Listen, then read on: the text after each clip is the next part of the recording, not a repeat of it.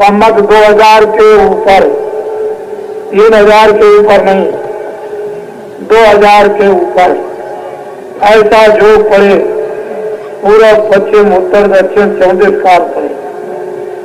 अकाल मृत्यु होगी जब नहीं, प्रजा बहुत मरे।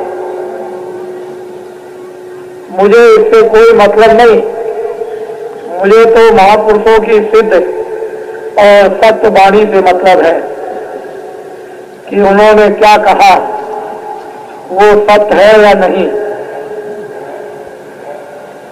60 बरस उन सज्जुग आवे, धर्म की बेल बढ़े, अरे मन धीरज क्यों ना धरे।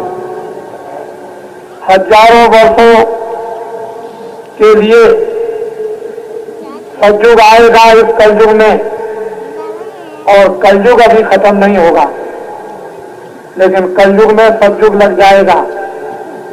सोवरण फल पृथ्वी फूले, सुख की दशा फिरे, अरे मन धीरज क्यों न धरे। काल जाल से कोई बचेगा जो गुरु का ध्यान धरे। सूरदास यह हर की लीला तारो नाई करे। सूरदास ने 1000 बरस के लिए या 1500 बरस के लिए, संवत के लिए क्यों नहीं कहा। यही उन्होंने क्यों कह दिया कि संवत 2000 के ऊपर। उधर मुसलमान फकीरों की किताबों में लिखा हुआ है कि 14वीं सदी के अंत में इंसानों में कोहराम मचेगा, कोलाहल होगा, त्राय त्राय मचेगी। उसी समय पर खुदा का पैगाम लेकर एक फकीर जमीन पर उतरेगा, सारे इंसान जाति को खुदा का पैगाम सुनाएगा। उसमें ये कहीं नहीं लिखा है कि विशेष जाति को सुनाया जाएगा, इंसान जाति को। जो भी आदमी वो इंसान, जो भी इंसान वो आदमी, जो भी इंसान वो मनुष्य। वहां मनुष्य और इंसानों की बात की, किसी छोटे मोटे आंकड़े और समुदाय की बात नहीं। सारी इंसान जाति को खुदा का पैगाम सुनाएगा। रामायण कहती है जब जब हो धर्म की हानि, बाणे असुर महाअभिमानी, तब तब प्रभु धरत मनुज शरीरा। मनुष्य रूपी मकान में विशुद्ध पवित्र आत्माएं उसके हुक्म से भेजी जाएंगी और उनके द्वारा धर्म की स्थापना होगी। उधर ईसाइयों की किताबें कहती हैं कि मैं जमीन पर आऊंगा, मेरा इंतजार करो।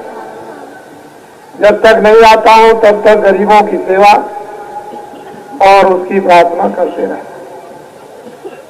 ऐसा मालूम होता है कि तीनों आचार्यों ने, तीनों देवताओं ने, तीनों अवतारी शक्तियों ने ये उन्होंने देखा, और साथ ही साथ सूरदास ने भी देखा और लोगों ने भी देखा। इतना समय तो मेरे पास नहीं है, तो जब उन्होंने देखा तो समय का पूरा आपको दृश्य सामने खींच करके रख दिया। अब ये ठीक है कि अपने पास में समय नहीं, बुद्धि नहीं कि हम आत्माओं के नजदीक बैठकर कुछ अच्छी बातों को दूर तक सोचें और समझें, विवेक और विचार करें। पर मैं आपको ये कहना चाहूंगा कि फकीर महात्माओं की बातें कभी मिथ्या नहीं होती।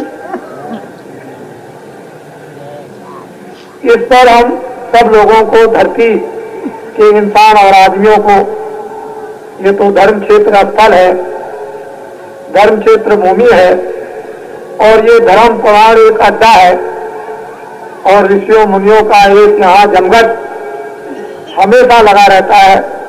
उसका हमें सबको गौरव स्वाभिमान होना भी चाहिए।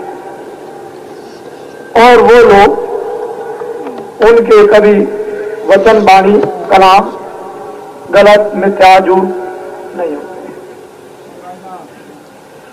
बाबा जी ने आपके सामने एक छोटी सी बात रखी, उसी में लोगों को संदेह हुआ। मैंने कोई ऐसी बात नहीं रखी कि आपके ऊपर कोई दबाव डाला जा रहा है, ऐसी कोई बात नहीं। मैंने तो ये कहा कि पापों का घड़ा भर गया, आप लोग इसका प्रयत्न करो कि पापों का घड़ा भरे नहीं। एक कंस ने बच्चे 7 मार दिए, उसके लिए कृष्ण भगवान को जन्म लेना पड़ा। ऋषियों का खून लिया गया, उसके लिए राम को जन्म लेना पड़ा। जब आपकी किताबें, जिनको हम सिर माथे रखते हैं और पूजते हैं, जब वो कहती हैं, तो सतयुग बीत गया, त्रेता बीत गया, द्वापर बीत गए, कलयुग का काफी कई हजार का समय बीत गया, मुसलमान सम्राटों का समय चला गया, 700 वर्ष, अंग्रेजों का 150 साल। क्यों भाई, यही समय क्या ऐसा आया था? ये सब सृष्टि तो भगवान की है। उन्होंने तो किताबों के 2 शास्त्रों में लिखा है कि मैंने सबकी किस्मत और प्रारब्ध बनाई, तकदीर बनाई, उनके लिए सब सामान रखा, सबको विश्वास दिलाया जा रहा।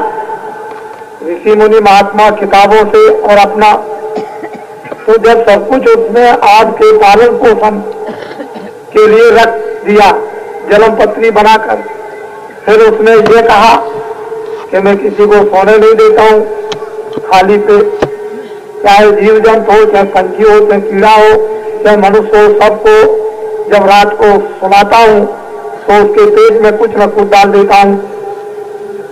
जहां भारत का धर्म, भारत का ज्ञान, भारत का विश्वास, ये आपको बात याद दिलाता हो, तो क्यों भाई ऐसी बात क्या आ गई, जरूरत पड़ गई कि देश में आबादी ज्यादा बढ़ गई, अब अन्न नहीं है, अब चीनी नहीं है, अब चावल नहीं है, अब गुड़ नहीं है, और अब ये नहीं है, अब ज्वार मक्का बाजरा नहीं है। ये सब ऐसी बातें क्यों आई? इससे मालूम होता है कि धरती को आपने नाराज किया, हवा को नाराज किया, आपने पानी को नाराज किया, अग्नि को नाराज किया, आपने आकाश को नाराज कर दिया। ये तो सब देवता थे, ये तो किताबों में आपको बता ही रहे कि देवता है, तो इनको आपने नाराज कर दिया।